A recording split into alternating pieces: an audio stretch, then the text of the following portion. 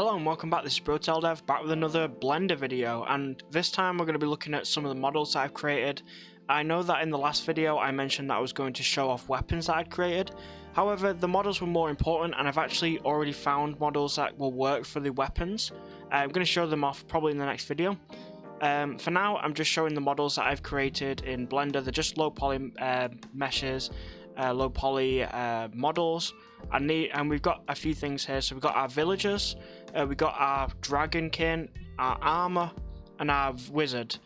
Now these are going to be their own specific races. So we've got like a humanoid, human race, and then we have the dragon race, the armor, which is going to be sort of like a dwarven human mix race, and then we have the wizard, which is going to be more elf magic race, and they're going to be represented by their roles specifically. So the first thing I'm showing off right here is the female villager.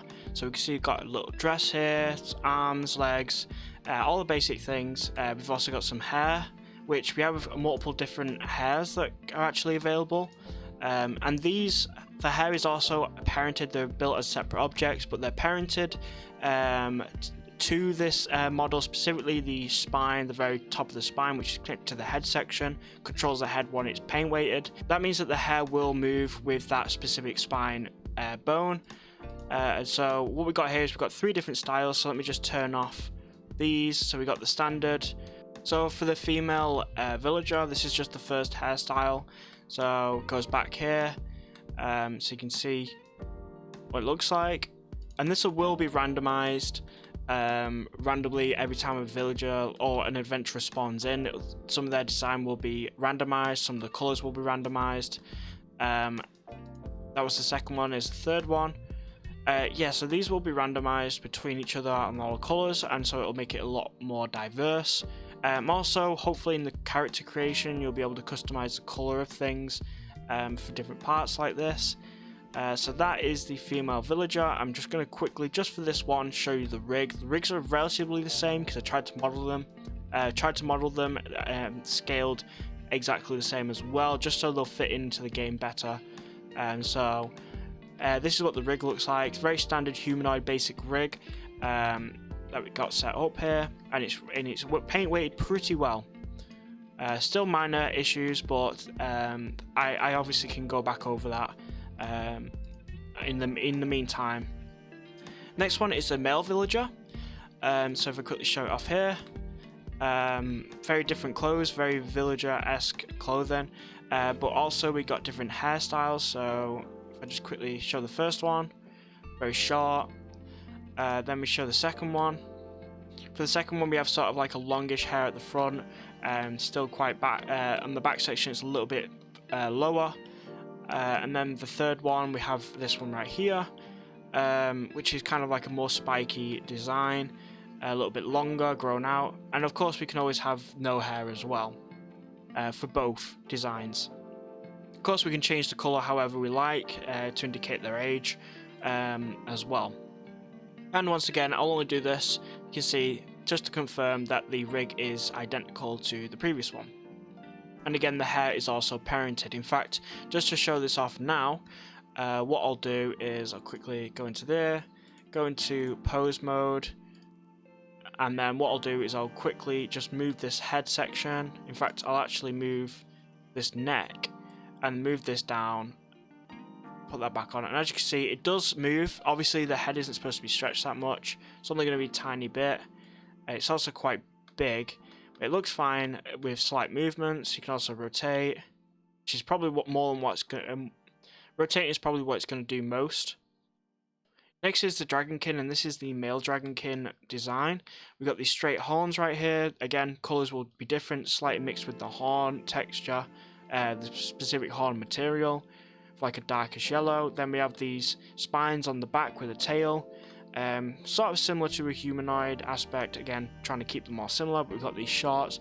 We've got sort of these leather belts going around, and then we also have this like center point, which is what you see in traditional dragons, like the underbelly side.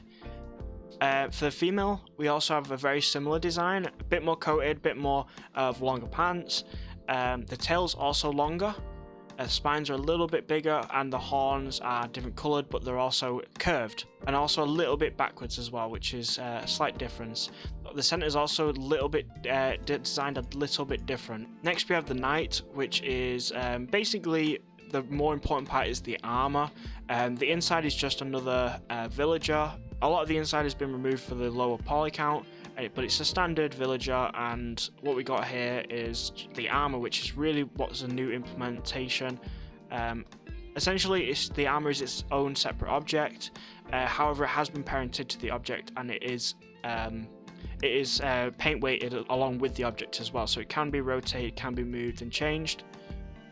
And it's the same way for the female. The only difference really is the hair that you can see inside, just to show a little bit of difference. You can also have this back section, which is the only hair that's going to be available for it. Next we have the wizard. Now you'll notice that the design is similar to the dark mage that is inside the dungeons, but they're a lot more smaller. These ones are the main wizards, and these, like I said, are going to be for the more magic elf kind of race. They're sort of going to be moving, but I am actually thinking of making them maybe float a little bit and sort of drag their feet a little bit more when they move. We've also got their eyes slightly different, just add a little bit of difference to their face, and then obviously they've got this whole robe.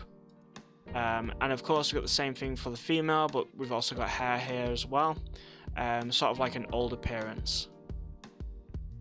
Okay, so that's the models I've got so far. Now we do have our base here, which are really just for duplicating collections over for the basic design so that I can work on them, just so I speed time up a little bit. However, this is basically what I've got so far for the villagers and the models in general, the NPCs that I'm going to be using. I'm going to be bringing them into the game. The paint weights are working pretty well. Some of them, again, I need to go back over it all, but for the most part they're working good. So the next video, most likely I'll be showing off the weapons, and I'll also be showing off maybe a couple of animations for these guys wielding some of these weapons. Really getting the 3D dungeon adventuring finished, or at least a step closer to being finished. Okay, so I think that's about everything. So this has been ProTaleDev, and I'll see you next time.